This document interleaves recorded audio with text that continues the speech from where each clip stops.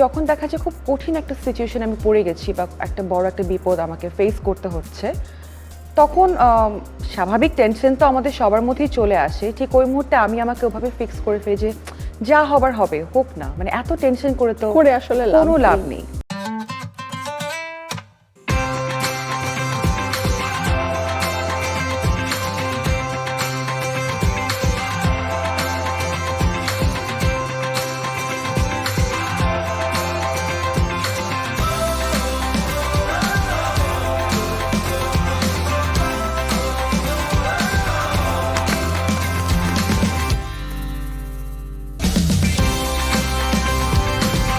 কথায় বলে সৌন্দর্যের কোনো কারণ হয় না, ভালোবাসতেও কোনো কারণ লাগে না। তাই আমরা কিছু মানুষকে কোনো কারণ ছাড়াই ভালোবাসি। প্রিয় সঙ্গীত শিল্পী তামান্না প্রমিও তেমনই একজন মানুষ যাকে আমরা খুবই পছন্দ করি।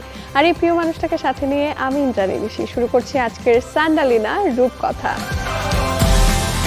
তামান্না প্রমি এই প্রজন্মের প্রতিশ্রুতিশীল গায়িকাদের মধ্যে অন্যতম। ছোটবেলায় মায়ের হাতে সঙ্গীতে হাতেখড়ি হয় তার। 6 বছর বয়স থেকে শাস্ত্রীয় সঙ্গীত শিখেছেন। তার প্রথম প্রকাশিত অ্যালবাম প্রাপ্তি, হৃদয়ে তোমার ঠিকানা কিংবা খুব আদরে গানগুলো বেশ শ্রোতাপ্রিয় হয়েছিল। স্যান্ডেলিনা রূপকথায় আমাদের আজকের অতিথি তামান্না প্রমি।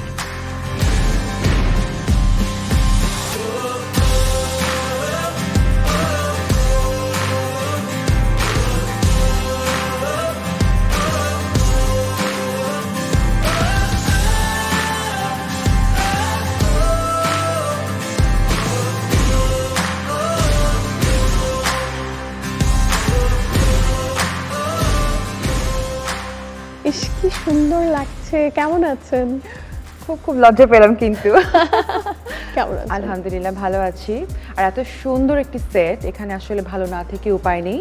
তোমাকে দেখে মনটা আরো বেশি ভালো হয়ে গেল। Thank you so much. সত্যি আজকে আমার মনে হচ্ছে একটা হলদে গোলাপ বসে আছে। আপনি এত সুন্দর একজন মানুষ, এত সুন্দরী একজন সঙ্গীত শিল্পী, আমি তো খেয়ে হারিয়ে ফেলছি। আমি ভাবছি প্রথমে আপনাকে কি জিজ্ঞেস করব। আমার জায়গায় যদি আপনি থাকতেন, তামান্না প্রমিকে কি জিজ্ঞেস করতেন? তুমি যে আমাকে এত সুন্দর সুন্দর কমপ্লিমেন্ট দাও, কারণ তুমি তোমার সুন্দর মন দিয়ে, সুন্দর চোখ দিয়ে তুমি আমায় দেখো বলে আমাকে সুন্দর মনে হয়। আর আজকে তোমার ইচ্ছা মতো মনের মাধুরী মিশিয়ে তুমি আমাকে যা খুশি প্রশ্ন করতে পারো। ওকে, আজকে আপনার একেবারে সৌন্দর্য চর্চা থেকে শুরু করে ব্যক্তি জীবনে আপনার ভাবনা, জীবন দর্শন সবটা নিয়ে জানবো। প্রথমে একটু জীবন দর্শন দিয়ে শুরু করতে চাই। জীবন আপনার কাছে কখন অনেক বেশি সুন্দর? জীবন আমার কাছে সবসময় খুব বেশি সুন্দর, কারণ আমি জীবনটাকে এইভাবে দেখি যে জীবনটা কিন্তু আমাদের সবারই খুব ক্ষণিকের। আমি এখন আছি, আমি হয়তো 1 সেকেন্ড পর নাও থাকতে পারি। তো আমার কাছে মনে হয় যে আমার কাছে প্রত্যেকটা সেকেন্ড, প্রত্যেকটা মিনিট খুব গুরুত্বপূর্ণ। আমি চাই জীবনটাকে এই প্রত্যেকটা সেকেন্ড বা প্রত্যেকটা মিনিট ধরে উপভোগ করতে। এটাই আপনার মূল মন্ত্র?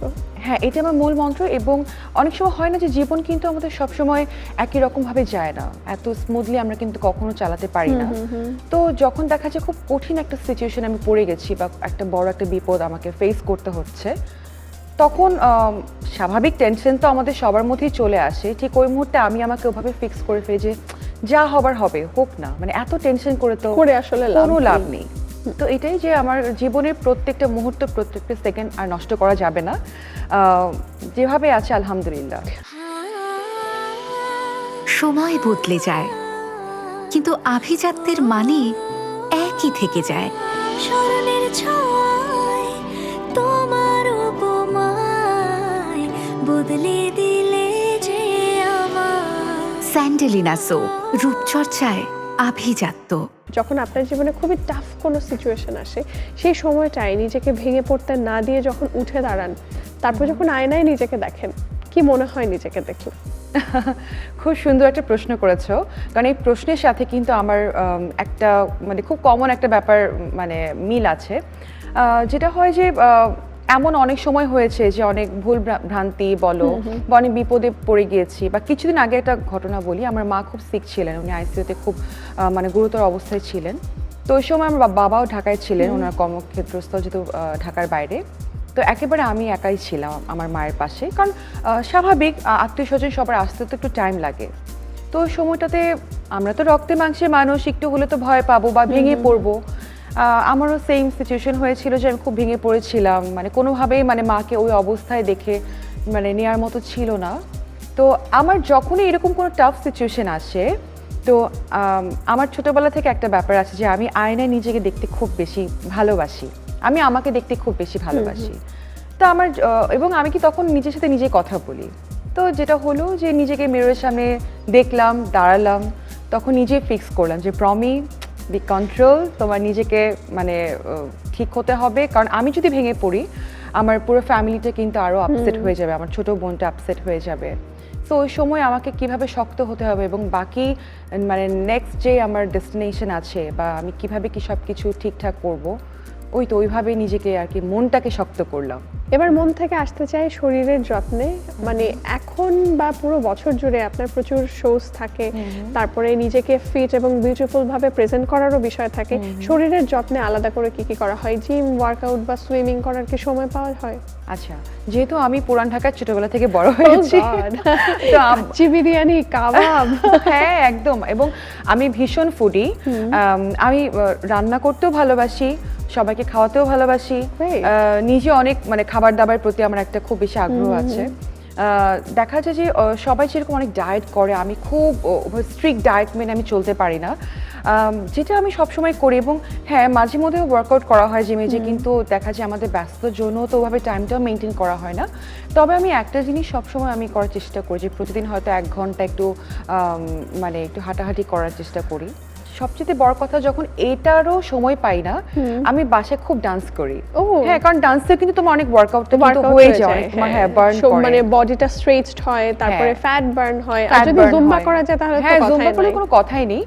আর দেখা যায় তুমি যখন তুমি হাত পা ছুড়ে যখন কোনো নিয়ম না মেনে একা ডান্স করবে, তোমার মনটাও কিন্তু খুব ভালো থাকে, তোমার বডিটা অনেক লাইট হয়। তো আমি হয়তো এইভাবে মেনটেন করি, কিন্তু স্ট্রিক্ট ডায়েট মানে মেনটেন করা বা এক্সারসাইজ করা ওইভাবে তো নিয়ম মেনে করা হয় না। খুবই ভালো রান্না করতে পারেন বললেন, আপনার হাতের সিগনেচার ডিশ কি?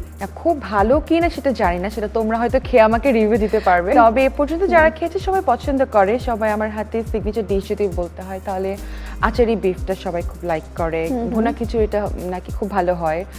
যেহেতু আমি আমার বাসায় বড় মেয়ে আর আম্মু এখন জবে আছেন, তো দেখা যায় যে প্রায় আমি মানে রান্না করতে ভালোবাসি বা রান্না করতে হয়। তারপরে বুঝতে পারছি আপনি খেতে যেমন ভালোবাসেন, মানুষকে রান্না করে খাওয়াতেও খুব ভালোবাসেন। খুব ভালোবাসি এবং সবাইকে দাওয়াত করে একদম মানে ঘরে যা আছে তাই ওটাই আমি খুব মানে আনন্দ নিয়ে রান্না করব। তবে একটা ব্যাপার থাকে না যে একেবারে নিজের জন্য মানুষ খুবই ডেডিকেশনের জায়গা থেকে কিছু জিনিস স্কিপ করে ফিটনেসের জন্য। এমন কিছু কি আছে যে খাবারটা আপনি সেলিব্রিটি হওয়ার পরে খাদ্য তালিকা থেকেই বাদ দিয়ে দিয়েছেন?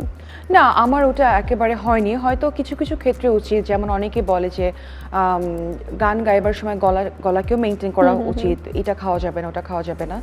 তা আমার কাছে এটা আমি হয়তো প্রথম দিকে মানে আমি চেষ্টা যে করি তা না, আমি চেষ্টা করেছি। তো জীবন তো একটাই, আজকে আজ আছি কাল নেই। তা আমি যদি মরেই যাই তো একটা আফসোস তো থেকেই যাবে। সময় বদলে যায়, কিন্তু আভিজাত্যের মানে একই থেকে যায়।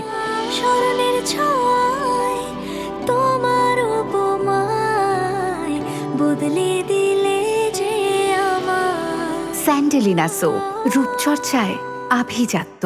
যেহেতু গলার কথা বললেন, গলার যত্নের জন্য তো অনেকে অনেক ধরনের টোটকা নেয়, যেমন হচ্ছে সকালবেলা উঠে গরম পানিতে আদা সেদ্ধ পানিটা খায়, কেউ কালো জিরা সেদ্ধ পানি করে খায়, কেউ একটু মধু খায়, তুলসী পাতা, তারপর চা পাতা একসাথে সেদ্ধ করে খায়। এমন কিছু কি অ্যাপ্লাই করা হয় নিজের উপরে সকালবেলা? আমি না, ছোটবেলা থেকেও যে একটা জিনিসই খেতে ইউজ টু, এটা মাই আমাকে ইউজ টু করেছে, এটা মনে হয় সবাই তুমিও হয়তো এটা খাও, যে ওয়ার্ম ওয়াটারে হচ্ছে একটু হানি একটু লেমন মিক্স করে, হ্যাঁ এটা সবসময় খাই, এটা এখন অভ্যাসে আছে। এবং সবসময় আমি লংটা আর কি মুখে রাখতে খুব পছন্দ, কারণ লং তারপর জষ্টি মধু এগুলো তো গলার জন্য খুবই ভালো। গলার যত্ন নিয়ে আরো কিছু জিনিস জানতে চাই। যেহেতু অন স্টেজ আপনাকে পারফর্ম করতে হয়, এবং পারফর্ম করা মানে শুধু গান গাওয়া না, অনেক সময় ডান্স মুভমেন্টেরও বিষয় থাকে, দর্শককে কানে কথা অনেক লাউড কথা বলতে হয়, গলাটা ক্র্যাক করে যায়। এমন সিচুয়েশনে তো নিশ্চয়ই পড়েছেন যে প্রিয় গানগুলো আপনি গাইছেন, দর্শকও রিকোয়েস্ট করছে, গলা ভেঙে গেল, ওই সময়টা সামলে নেন কি করে? এরকম অনেক হয়েছে, স্পেশালি উইন্টারে কিন্তু আমাদের কিন্তু একটা সিজনই থাকে যে উইন্টারে কিন্তু অনেক উৎসব মুখর, অনেক মানে অনেক প্রোগ্রাম কিন্তু আমাদের তখনই থাকে। আর ওই সময়টা দেখবে যে একদম ঠান্ডা লেগে গলা বসে একদম মানে বাজে একটা অবস্থা হয়ে যায়। ওই সময় আমি যেটা করি যে যেহেতু আমাকে স্টেজে উঠলে অনেক লাউড ভয়েসে আমাকে গাইতে হচ্ছে বা আমাকে কথা বলতে হয় বা কিছু পারফরমেন্সের ব্যাপার থাকে, আমরা মেয়েরা তো আসলে কথা বলতে খুব পছন্দ করি, পছন্দ করি, এই যে আমরা বলছি। আমরা কিন্তু অফ স্ক্রিন অনেক কথা বলছিলাম। তা আমি তখন যেটা করি যে নর্মালি একটু কথাটা কম বলি, একদম কথা কমিয়ে দিই। আমার যত কথা হয় তখন স্টেজে, তখন দর্শকের সাথে আমার কথা হয়, গান গাই, এই তো। এবং এটা আমি পুরো উইন্টার, যতদিন উইন্টারটা থাকে আমি এটা খুব মেনটেন করি, কারণ আমার পার্সোনালি আমার একটা খুব মানে প্রবলেম হয় উইন্টারে, যে অনেক বেশি কথা বলে বা অনেক গলায় প্রেশার পড়লে তখন গলাটা একেবারে ধরে যায় বা বসে যায়। যেহেতু এই সময় প্রচুর শোজ থাকে এবং শুধু এই সময় বলে না, সারা বছর, সেটা টেলিভিশন লাইভ হোক, নিজের কোনো অনুষ্ঠান হোক বা বেড়াতে যাওয়া হোক, প্রচুর ড্রেস তো কিনতে হয়। নিজের স্টাইলিং এর ব্যাপারে আপনি কোন জিনিসগুলোকে প্রেফার করেন? সেটা ট্রেন্ড হতে পারে, সেটা আপনার একেবারে ঐতিহ্যবাহী কাপড় চোপড়ের জায়গা থেকে হতে পারে, ফ্যাব্রিক হতে পারে, কোনটা আপনার কাছে প্রায়োরিটি লিস্টে একদম সবার আগে থাকে? আচ্ছা, সবকিছু মিলিয়ে তো একটা ফ্যাশন বা সবকিছু মিলিয়ে তো স্টাইল। তো আমি সবসময় এটা বিলিভ করি যে যেটা আমি ক্যারি করতে পারবো, যেটা আমাকে মানায়, যেটা আমার সময়ের সাথে উপযোগী, যেটা মানে সেই এনভায়রনমেন্টের সাথে মানানসই, সেটা কিন্তু স্টাইল। ওভারঅল আমার কাছে এটাই মনে হয়। তো আমি যখন কোনো একটা প্রোগ্রামে যাই, দেখো আমরা যখন একটা প্রোগ্রামে যাই, সব প্রোগ্রাম কিন্তু একরকম হয় না। লাইক কর্পোরেট কিন্তু একরকম, কর্পোরেটে আমাকে একরকম লুক নিতে হবে, তখন হয়তো আমি একটা শাড়ি পরলাম, হ্যাঁ। বা আমি যখন ওপেন এয়ারে যাই তখন আমার লুকটা কিন্তু আরেকটু অন্যরকম হয়, একটু ওয়েস্টার্ন গেট আপে আমি তখন থাকি। তো এই যে এনভায়রনমেন্টগুলো বোঝা, এবং শুধু এনভায়রনমেন্ট না, তো আমি সেই ড্রেসটা আমি ক্যারি করতে পারবো কিনা, তো এই ব্যাপারটা আমি সবসময় মাথায় রাখি। সাথে আমার লুকটা, আমার হেয়ারটা কীরকম হবে, আমার মেকআপটা কীরকম হবে, আমি লাউড মেকআপ করবো কিনা। অনেক সময় হয় যে আমাদের ম্যাক্সিমাম শো তো রাতের দিকেই হয়, আবার কিছু প্রোগ্রাম হয় যে আমার ডে টাইমে হয়, তো তখন একটু লাইট মেকআপ নিলাম, একটু লাইট কালারের কোনো ড্রেস পরলাম। এই ব্যাপারগুলো আমি মানে প্রোগ্রাম ছাড়াও সবসময় যখন আমি নর্মালি কোথাও মুভমেন্ট করি, সেটা আমি সবসময় মাথায় রাখি। আপনার শুরু থেকে একটা জিনিস আমি দেখে এসেছি, আপনি অর্নামেন্টসের ব্যাপারেও খুবই চুজি। মিনিমালিস্ট অ্যাটায়ারের সাথে আপনি অনেক সময় একটু গর্জিয়াস পরেন, জুয়েলারি পরেন, আবার কখনো গর্জিয়াস কোনো অ্যাটায়ারের সাথে খুব মিনিমালিস্টিক জুয়েলারি, যেমন আপনার কানের দুলের সাথে একটু ম্যাচ করেছেন, রিং, সাথে ব্রেসলেট। জুয়েলারি নিয়ে আপনি কতটা ফ্যাসিনেটেড? অনেক বেশি, অনেক বেশি। কালেকশনে কি পরিমাণ জুয়েলারি আছে? অনেক অনেক আছে। এখন তো তাও আমার কমেছে, আমি জানি না এটা কেন। ছোট্টবেলা থেকে যখন হয়তো আমি আমার ইয়ার পিয়ার্সিংও মানে করা হয়নি, তখন থেকে ওই যে মার যত মানে কানের দুল আছে বা মার যত জুয়েলারিগুলো আছে, ওগুলো পরে না আমি বউ সেজে বসে থাকতাম। এবং বউ সাজার একটা টেন্ডেন্সি আমার খুব বেশি ছিল। তো এরপরে যখন একটু বড় হলাম বা এই যে কাজ করা শুরু করলাম, তখনও যদি আমি কিছুদিন আগের ছবিগুলো মানে তোমাকে যদি দেখাই, তুমি দেখবে যে আমি যে কোনো ড্রেসের সাথে খুব বড় বড় কানের দুল পরছি। হ্যাঁ, বাই দ্য ওয়ে, তোমার ইয়ারিং এর সাথে কিন্তু আমার ড্রেসের কালারটা ম্যাচ করে গেছে। তো আমি খুব ভারী ভারী এরকম জুয়েলারি পরতাম। হয়তো তখন আমার বয়সটাও কম ছিল, আমার হয়তো এটা যাচ্ছে না বয়সের সাথে, কিন্তু কে শোনে কার কথা। তো অনেক বকা খেতাম ছোটবেলায়। এখন সে অনুযায়ী অনেকটা কমেছে, তবে আমি ট্রাই করি যে স্পেশালি শাড়ি পরলে একটু ভারী কোনো ইয়ারিং পরতে, বা হয়তো লাইট ইয়ারিং পরলাম, একটা গর্জিয়াস কোনো একটা গলার কিছু একটা পরলাম। অনেক আগে দেখতাম যে সহসা মারাই মানে তাদের দামি শাড়ি বা পছন্দের গুলো দিতে চাইতো না, তখন অনেক সময় হয় না যে একটু লুকিয়ে লুকিয়ে একটু চুরি করে বা রীতিমতো ছিনতাই ডাকাতি করে মায়ের থেকে শাড়িটা নিয়ে পরা হয়। ওয়ার্ড্রোব ছিনতাই কি করেন? এরকম আমার অনেক হয়েছে, ইভেন সেটা এখনো হয়। এবং আমি এর জন্য প্রচুর বকাও খেয়েছি, এখনো খাই। এমনও হয়েছে যে ছোটবেলায় আমার মায়ের, বললাম না যে মায়ের বিয়ের শাড়ি পরে আমি বসে, মানে মাকে না বলে, মা হয়তো অফিসে গিয়েছে, তো কোনোভাবে আমি জানি যে আজকে মা আলমারির চাবিটা অমুক জায়গায় রেখেছে। আগের সময় তো মার এরকম হতো যে আলমারির চাবি হয়তো কোনো ড্রয়ারের উপরে বা কোনো একটা জায়গায় রাখতো, হ্যাঁ। তো আমি হচ্ছে চাবিটা নিয়ে আমি আনলক করে আলমারি খুলে আমি মায়ের বিয়ের শাড়ি পরেছি, মায়ের যে জুয়েলারিগুলো ছিল গোল্ডের, ওগুলো পরে বের না পরে চুপ করে মানে বেডের মধ্যে মাঝখানে বসে থাকতাম। তো এরকম অনেক হয়েছে। তো মা আমাকে মানে যখন ওরকম দেখলো, তো আমাকে বকা দিবে কি, তো মাই হাহা করে হাসছিল। আর এখন যেটা হয়, দেখা যায় যে মা হয়তো মাকে না বলে মার কোনো একটা ড্রেস আমি পরেছি, হ্যাঁ, তো এই এখনো অনেক বকা খাই। তো মা বলে যে এটা তো আমি রেখেছিলাম নেক্সট কোনো প্রোগ্রামের জন্য, তুমি কেন পরে ফেললা, হ্যাঁ। তো এরকম এখনো হয়। ছোটবেলা থেকে তার মানে বউ সাজতে খুবই ভালোবাসতেন। ভীষণ। রিয়েল লাইফে যখন আপনি বউ সাজবেন, সেটা নিয়েও তো নিশ্চয়ই প্ল্যান আছে। বউ সাজে নিজেকে কিভাবে দেখতে চান? আচ্ছা, এখানে একটা মজার কথা বলি। যেহেতু ছোটবেলা থেকে বিয়ে মানে বউ সাজার খুব একটা হ্যাঁ। ইচ্ছে ছিল, যখন বড় হলাম মানে আমি জানি না কেন, যদিও আমি মডেল না, আমি তো গান গাই, তো অনেক ব্রাইডাল শুটে কিন্তু আমাকে অ্যাজ এ মানে ব্রাইডাল হিসেবে কিন্তু আমাকে অনেকে নিয়েছেন, অনেকবার কিন্তু আমার বউ সাজাও হয়েছে, অনেক জায়গায় as a show stopper bridal হিসেবে হয়তো আমি হ্যাঁ, আপনি ক্যাটাওয়ার্ক হেড করেছি। হ্যাঁ। ব্রাইডাল মডেল তো হিসেবে। এটা আমার জন্য খুব ভালো লাগার একটা জায়গা ছিল। তো এখন যেটা হয় যে এটা মানে আমার মার সাথে আমার তো খুব মানে ফ্রেন্ডলি একটা সম্পর্ক, তো মাকে বলে আচ্ছা মা মেরুন কালার পরলাম, কারণ আমরা বউ বা মানে আমরা বিয়েতে ভাবি হ্যাঁ বউ লাল, হ্যাঁ লাল, বউ মানে আমরা মেরুন। বুঝি মেরুন বা লাল, এটাকে প্রেফার করি। তা আমি রেডও পরেছি, মেরুনও পরেছি, বা এছাড়া অনেক অন্যান্য কালারও আমাকে পরানো হয়েছে। তো আম্মু বলে তুমি তোমার রিয়েল বিয়েতে তুমি কোন কালারটা পরবা? ওকে, রিয়েল বিয়ের কথা প্রসঙ্গে তো একটু জানতে চাই, রিয়েল ব্রাইড হচ্ছেন কবে? এটা তো আসলে ওই যে জন্মমৃত্যু বিয়ে সৃষ্টিকর্তার হাতে, উনিই বলতে পারবেন কখন বিয়ের ফুল ফুটবে, যেটা মুরব্বীরা বলেন। দেখা যাক, বাসা থেকে তো কথা চলছে, তো দেখা যাক কখন সেই শুভক্ষণ আসে, এখনো জানি না। আচ্ছা, বিয়ের প্রসঙ্গে যেহেতু আসলো, কিছুটা সময় থাকতে চাই। আপনার প্রিয় মানুষ শিপন মিত্রের কথা আমরা সবাই জানি, তবে কবে বিয়ে করছেন এটা আমি জানতে চাইছি না। তিনি তো একজন চিত্রনায়ক, সেই জায়গা থেকে ওনার কোন দিকগুলো আপনাকে খুব আকর্ষিত করে? ওনার ফ্যাশন স্টাইলিংকে আপনি কিভাবে মূল্যায়ন করবেন? প্রত্যেকটা মানুষের কিন্তু আমি সবসময় বলি, সেটা যে কোনো মানুষ হোক বা আমার আরও যারা কাছের বন্ধু আছেন, বাহ্যিক সৌন্দর্যের সাথে কিন্তু মনের সৌন্দর্যটা কিন্তু অনেক বড় একটা বেশি ইম্পর্টেন্ট। অবশ্যই। তো আমার কাছে শিপন মিত্রে যেটা ভালো লাগে যে ওর বাহ্যিক সৌন্দর্য যতটুকু আছে, ওর মনটা আরো বেশি সুন্দর। সবাইকে মানে হেল্প করার যে একটা মন মানসিকতা, যেটা আমি পার্সোনালি করি, যে কোনো একটা মানুষ যখন বিপদে পড়েছে, বা অনেকে হয় না যে আমি জানি যে এই হেল্পটা আমি করতে পারবো বা এটা আমার সান্নিধ্যে আছে, অনেক কিন্তু সেটা করতে চায় না। হ্যাঁ, তো আমি এটা পার্সোনালি সবসময় করি, যতটুকু আমার দ্বারা মানে আমার সামর্থ্য আছে বা আমি পারবো আমি হেল্প করি। তো এই জিনিসটা আমাকে খুব বেশি ওর মানে অ্যাট্রাক্ট করেছে, যে না এই যে মানুষের জন্য মানে পরোপকার করা। এবার একটু সোশ্যাল লাইফ নিয়ে জানতে চাই, প্যারালালি মেন্টাল হেলথ। আমাদের এখন সোশ্যাল মিডিয়ার জীবনটার সাথে কিন্তু আমাদের ভালো থাকা না থাকার অনেকটা মানে বলবো গভীরতম একটা সম্পর্ক রয়ে যায়, কারণ আমরা অনেক সময় খুব হ্যাপি মুডে আছি, আমরা সোশ্যাল মিডিয়াতে গেলাম, খুব শখ করে একটা ফটো হয়তো দিয়েছি, মানুষ এখানে আজে বাজে কথা লিখে দিল, এই জিনিসগুলো মনের উপরে প্রভাব ফেলে। তো এই যে ক্যারিয়ার, ব্যস্ততা, সোশ্যাল লাইফ সবকিছু একসাথে হ্যান্ডেল করছেন কি করে, স্পেশালি সোশ্যাল মিডিয়া? সোশ্যাল মিডিয়াতে এটা মনে হয় আমাদের মেয়েদের জন্য এটা খুব বেশি আমাদেরকে আপসেট করে ফেলে, এই যে বুলিং করা, উল্টা পাল্টা কথা বলে। হ্যাঁ, তো প্রথম দিকে যখন আমি দেখতাম যে কোন একটা আজে বাজে কমেন্ট করেছে, তখন তো এতটা ইউজ টু ছিলাম না আমরা সবাই সোশ্যাল মিডিয়ার সাথে, তখন খুব আপসেট হতাম, বা উল্টা পাল্টা হয়তো কোনো নিউজ করেছে বা এরকম, হ্যাঁ, তো খুব মানে মন খারাপ লাগতো যে কেন এরকমটা করছে। তো একটা পর্যায়ে দেখলাম যে না, এটা তো একটা ট্রেন্ডই হয়ে গেছে, মানে কে কাকে হেও করবে, হেও করে কথা বলা।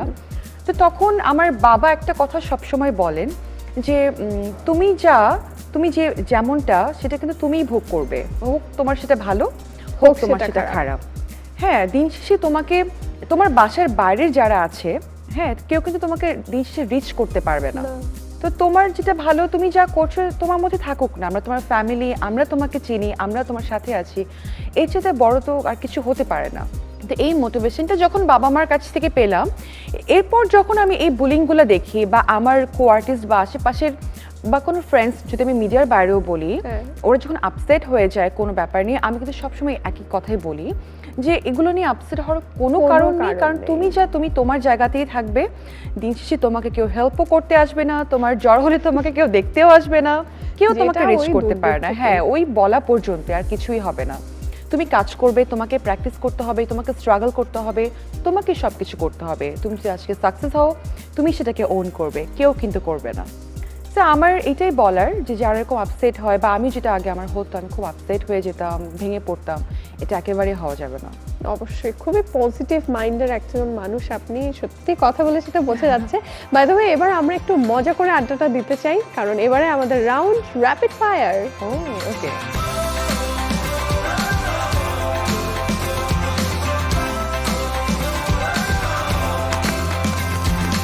সো তামান্না প্রমি, এবারে আমরা চলে এসেছি আমাদের র্যাপিড ফায়ার রাউন্ডে। আমাদের র্যাপিড ফায়ার রাউন্ডের দুটো খুব গুরুত্বপূর্ণ নিয়ম রয়েছে, বলে দিতে চাই। সো প্রথম কথা হচ্ছে, আপনি কোনো উত্তর স্কিপ করতে পারবেন না। যতগুলো প্রশ্ন করব সবগুলোরই আনসার করতে হবে, এবং আপনাকে খুব দ্রুত দ্রুত প্রশ্ন করব, আরো দ্রুত দ্রুত আমাকে আনসার দিতে হবে, এবং প্রত্যেকটা উত্তরে থাকতে হবে ফায়ার। Are you ready? ভয় পাচ্ছি একটু একটু, জানি না কি কোয়েশ্চেন আছে। চলুন, মজা হবে। ওকে, যে খাবারটা কখনো ট্রাই করেননি তবে করতে চান? সুশি। যে পপুলার খাবারটি আপনার অপছন্দ? Mutton curry. যে কাজটা আপনাকে দ্বারা কখনোই সম্ভব না? মানুষের ক্ষতি করা। আপনার সাথে মেশার আগে আপনার সম্পর্কে মানুষ যে ভুল ধারণাটা পোষণ করে? প্রমি খুব রিজার্ভ টাইপের, খুব অহংকারী একটা মেয়ে। কখন আপনার খুব মেজাজ খারাপ হয়? যখন কেউ মিথ্যা কথা বলে, মিথ্যা ধরা পড়লে খুব মেজাজ খারাপ হয়ে যায়। আপনার রাগ নিয়ন্ত্রণ করার ফর্মুলা কি? কান্না করে দেওয়া। আপনার সেলিব্রিটি ক্রাশ টিনেজ বয়সে? আতিফ আসলাম। আর এখন আপনার ক্রাশকে? আতিফ আসলাম। অনলাইন শপিং নাকি শপিং মলে গিয়ে কেনাকাটা করা? শপিং মলে গিয়ে কেনাকাটা করা। অনলাইনে ফুড অর্ডার করেন? অনেক বেশি করা হয়। কোন খাবারটা বেশি অর্ডার করেন? পিৎজা। এবার আপনাকে বেশ কয়েকটা অপশন দিব, যে কোনো একটা বেছে নিতে হবে। আইসক্রিম আর চকলেট? আইসক্রিম। টেক্সট আর কল? কল। গ্রীষ্ম নাকি শীত? শীত। পিৎজা আর বার্গার? পিৎজা। চা না কফি? চা। কেক আর আইসক্রিম?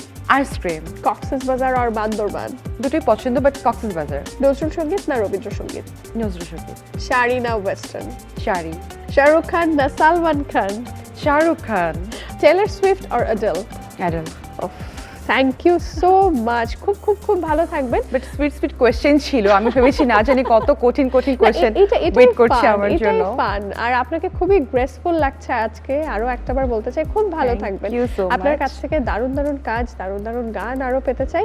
আর আজকে স্যান্ডেলিনা রূপকথার পক্ষ থেকে আপনার জন্য রয়েছে একটি আকর্ষণীয় gift hamper. Wow, thank you so much. খুব সুন্দর একটি গিফট পেলাম। স্যান্ডেলিনার রূপকথাকে অনেক অনেক ধন্যবাদ, তোমাকে অনেক অনেক ধন্যবাদ, এবং এতক্ষণ আমাদের প্রোগ্রামটি যারা দেখলেন সবাইকে অনেক অনেক ধন্যবাদ। সবাই আমাদের জন্য দোয়া করবেন, আর বেশি বেশি করে বাংলা গান শুনবেন, বাংলা গানের সাথে থাকবেন।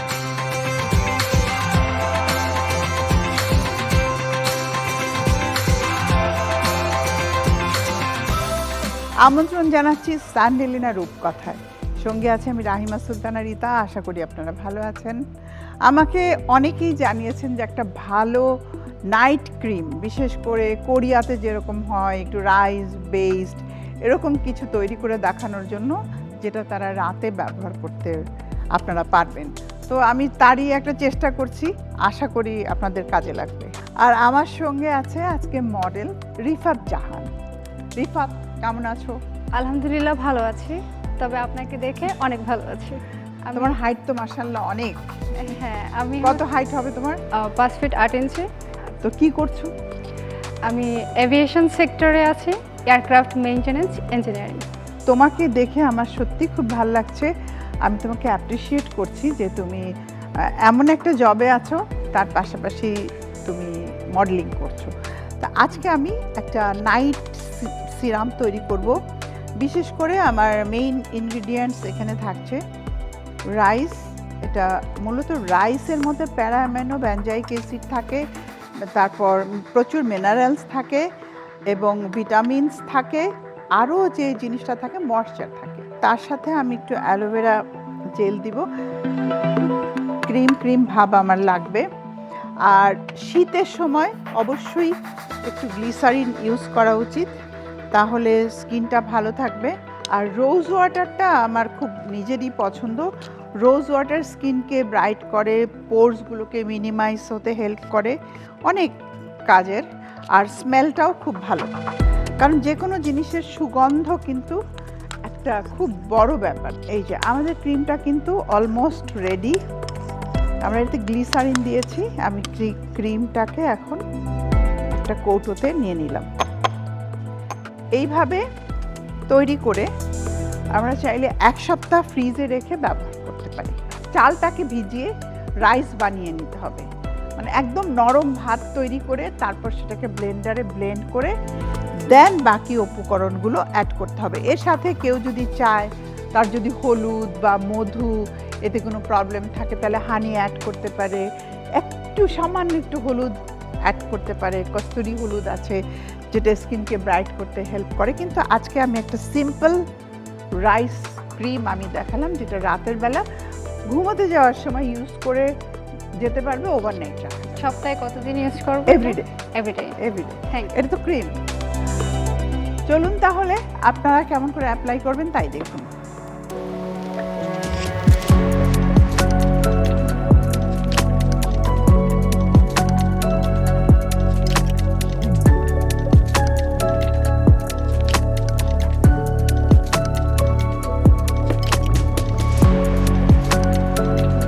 রিফাত, তুমি তোমার স্কিন কেয়ারের জন্য কি করো? তেমন কিছু করার সুযোগ হয় না, শুধু ময়শ্চারাইজার ইউজ করি। আচ্ছা, পড়াশোনা আর যেহেতু মডেলিং দুটো একসাথেই করছো, তো তোমার তো হাতে সময় ন্যাচারালি খুব কম থাকবে। জি। তো এই জন্য এই সিরামটা খুবই তোমার জন্য একটা উপকারী সিরাম হবে। এটা স্কিনটাকে ভেতর থেকে ভালো রাখবে, কোলাজেন প্রডিউস করতে হেল্প করবে, স্কিনের যত ময়লা আছে ভেতরের, বিশেষ করে ময়েশ্চার দিবে তোমার স্কিনকে। আমি দেখিয়ে দিচ্ছি কিভাবে ইউজ করতে হবে। আমরা সাধারণত ক্রিম কিভাবে করি, আঙ্গুল দিয়েই লাগাই, তাই না? এই যে যেহেতু রাইস ক্রিম, এটা সিরাম না, তো এটা একটু হ্যাভি হবে। আমরা সাধারণত যখন ক্রিম লাগাই এইভাবে এইভাবে এইভাবে আমরা যদি একটু ম্যাসাজ করি তাহলে কি হয়, ভেতরে ভালো করে ঢুকে ময়েশ্চার দেয় আর আমাদের ব্লাড সার্কুলেশনটাও বাড়ে, স্কিনটা ভালো থাকে। চোখের নিচটাও কিন্তু লাগাতে হবে, কারণ কোনো এরিয়ায় বাদ দেওয়া যাবে না। এই দেখো চোখের নিচটা আমি থাম দিয়ে লাগিয়ে নিলাম। এই নোজ থেকে নিয়ে আপ, চিকবোন থেকে নিয়ে এই যে আপ, এইখান থেকে আমাদের জো লাইন থেকে আপ, এইখান থেকে আপ, এই যে কয়েকটা স্টেপ, এইটা যদি তুমি ফলো করো তাহলে দেখা যাবে যে তোমার স্কিনটা অনেক ভালো থাকবে। এবং আমি দর্শকদেরও বলবো যে আপনারা মাসাজ যখন করবেন এই স্টেপগুলো ফলো করবেন, তাহলে পাশাপাশি মাসাজটাও হয়ে যাচ্ছে। তো এই জন্য রাতের বেলা বিশেষ করে নাইট ক্রিম যখন আমরা মাখবো, একটু 10 মিনিট সময় নিয়ে 2 পাশ মাসাজ করে দেন ব্যবহার করব। তোমাকে অসংখ্য ধন্যবাদ আমাকে সাহায্য করার জন্য। আপনাকেও ধন্যবাদ এমন সুন্দর একটা প্রোগ্রামে আমন্ত্রণ করার জন্য। প্রিয় দর্শক, স্কিন কেয়ারের প্রথম শর্তই হলো স্কিনটাকে খুব ভালো করে ক্লিন করে নিতে হবে। সেটা ক্লিনজার দিয়ে করুন আর আপনি অয়েল দিয়েই করুন। ক্লিন করে তারপরে আপনি যেটাই অ্যাপ্লাই করবেন সেটাই কাজ করবে। আর ক্লিন না করে যদি অ্যাপ্লাই করেন, আপনার প্রপার যে আপনি রেজাল্ট সেটা কখনোই পাবেন না। সেই জন্য স্কিনকে ক্লিন রাখাটা অত্যন্ত জরুরি। দেখা হবে আবারও, ভালো থাকবেন।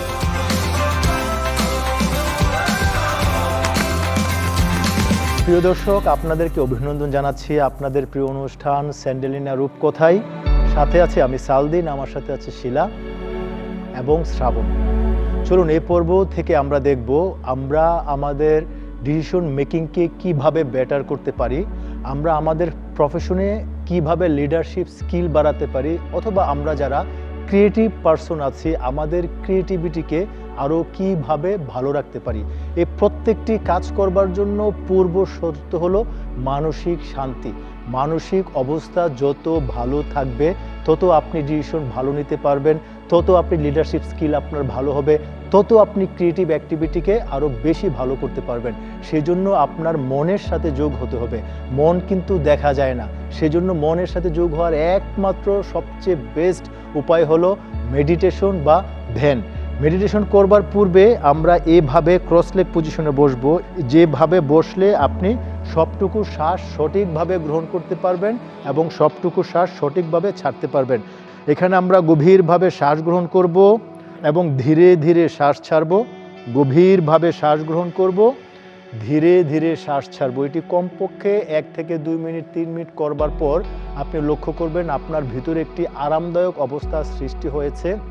তারপর আমরা মেডিটেশন করব। মেডিটেশন হলো এমন একটি প্রক্রিয়া যার ফলে আমরা আমাদের চিন্তাকে, মনকে আমাদের নাকের ডগায় অথবা কপালের মধ্যে রাখব, অথবা আমাদের শ্বাসের মধ্যেও আমরা রাখতে পারি। এর ফলে আমাদের অ্যাওয়ারনেস বৃদ্ধি পাবে, প্যারাসিম্প্যাথিক নার্ভাস সিস্টেম বেশি অ্যাক্টিভেট হবে, যার ফলে আমার ভিতরে একটি স্থির শান্ত অবস্থা তৈরি হবে। এটি কিন্তু খুবই ইম্পর্টেন্ট, বিশেষ করে যারা আমরা ডিসিশন মেকিং করি বা ক্রিয়েটিভ কাজকর্ম করি। আমরা এটি করবার পর অল্টারনেটিভ নোস্ট্রাল ব্রিদিং করব। সেজন্য ডান হাতের বৃদ্ধাঙ্গুলি দিয়ে ডান নাকে বন্ধ করব, বাম নাক দিয়ে গভীরভাবে সবটুকু শ্বাস গ্রহণ করব, যেন ভিতরে বিন্দু পরিমাণ জায়গা খালি না থাকে। শ্বাস গ্রহণ করবার পর বাম নাক বন্ধ করে ডান নাক দিয়ে ধীরে ধীরে শ্বাস ছাড়বো। অবশ্যই সবসময় মনে রাখবেন শ্বাস ছাড়ার সময়টা শ্বাস গ্রহণ থেকে বেশি হবে। যেহেতু আমি ডান নাক দিয়ে শ্বাস ছেড়েছি, এখন সবটুকু শ্বাস আবার ডান নাক দিয়ে গ্রহণ করব, করে ডান নাক বন্ধ করে বাম নাক দিয়ে ধীরে ধীরে ছাড়বো। প্রিয় দর্শক, এটি কমপক্ষে 12 থেকে 14 বার করব। আর আমরা যে কোনো ক্রিয়েটিভ কাজকর্ম, যে কোনো ডিসিশন করবার পূর্বে যদি কিছুও না করবার সময় পাই, আমরা জাস্ট চোখ বন্ধ করে অনুলোমা বিলোমা এটা আমরা করে নেব। আপনি লক্ষ্য রাখবেন যেটা আপনাকে দারুণভাবে সাহায্য করবে। এটি করবার পর আমরা ব্রেনের কিছু কাজ করব। একটা প্রাণায়ামার নাম ভ্রামরি প্রাণায়ামা, সেজন্য কানকে বৃদ্ধাঙ্গুলি দিয়ে বন্ধ করব। আমরা গভীরভাবে সবটুকু শ্বাস গ্রহণ করে ভ্রামরি সাউন্ড করব। এর ফলে আপনি যখন কান যেহেতু বন্ধ করবেন, ব্রেনের মধ্যে একটা কম্পন সৃষ্টি পাবেন, একটা কম্পন হবে। এটি হলো ব্রেনের এক্সারসাইজ হবে। আপনি গভীরভাবে শ্বাস গ্রহণ করে ধীরে ধীরে ভ্রামরি সাউন্ড দিয়ে এটি ছাড়বেন। কমপক্ষে 10 থেকে 15 মিনিট আপনি এটি করবেন। আপনি যেই চিন্তাগুলো আগে এলোমেলো হতো, দেখবেন সেটি আপনি সহজেই নিয়ন্ত্রণ করতে পারছেন। এটি করবার পর আমরা কিছু আসন করব, যে আসনটি আমাদের ডিসিশন মেকিং করতে হেল্প করবে। ক্রস লেগ পজিশন থেকে সোজা দাঁড়িয়ে যাব, ট্রিপোজ বা বৃক্ষাসন এটি করব। এটি একটি চমৎকার আসন আপনার স্ট্রেস দূর করবার এবং বিশেষ করে ফোকাস, আপনি যে জায়গায় ফোকাস করবেন সেখানেই আসলে মূলত ক্রিয়েটিভ বিষয়গুলো তৈরি হয়। আমরা যখন ডিসফোকাস থাকি বা ফোকাস থাকে না, তখন এলোমেলো হয়, ভুল হয়।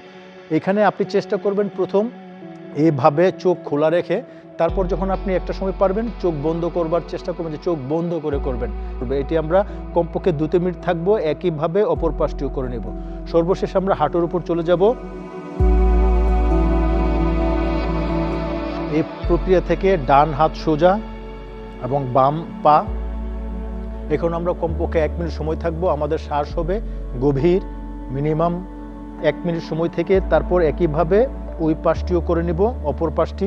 দুটি শেষ হয়ে যাওয়ার পর আমরা একটি পাশ করব, যে কোনো একটি পাশ, ডান হাত ডান পা।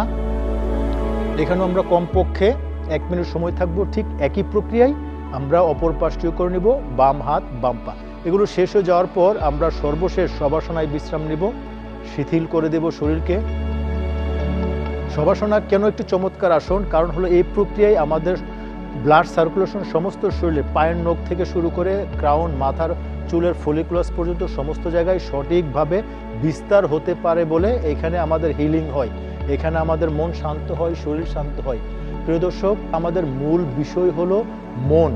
আপনার মন যত শান্ত থাকবে, ততই আপনি ভালো ডিসিশন করতে পারবেন। আর এই জন্য মূল বিষয় হলো আপনাকে মনের মধ্যে যোগ দিতে হবে। আপনি বিক্ষিপ্ত চিন্তাকে একটি জায়গায় আনতে পারেন। এই প্রসেসগুলোর পাশাপাশি আমরা অন্য কাজও করতে পারি। আমরা সেটা বলি যে রিভার্স ওয়াকিং মেডিটেশন। আপনি জাস্ট আপনি পিছনের দিকে হাঁটবেন, একটি লাইনে হাঁটতে পারেন, আপনি একটি লাইনে হাঁটতে পারেন সামনের দিকে, এটাও এক ধরনের ওয়াকিং মেডিটেশন। অথবা চোখ বন্ধ করে আমি হাঁটবো পিছনের দিকে। আপনি এর ফলে কিন্তু আপনার বিক্ষিপ্ত মন একটি জায়গায় আসবে। এটা আপনি 1-2 মিনিট করার পরে আপনি যে কোনো ডিসিশন বা যে কোনো কঠিন কাজকে চ্যালেঞ্জ হিসেবে নিলে আপনি ওই কাজের সঠিক যে সমাধানের রাস্তাটি আছে সেটি আপনি খুঁজে পাবেন। আগামী পর্ব দেখবার আমন্ত্রণ জানিয়ে আজকের মতো এখানে শেষ করছি। ভালো থাকুন, সুস্থ থাকুন, আমাদের সাথেই থাকুন।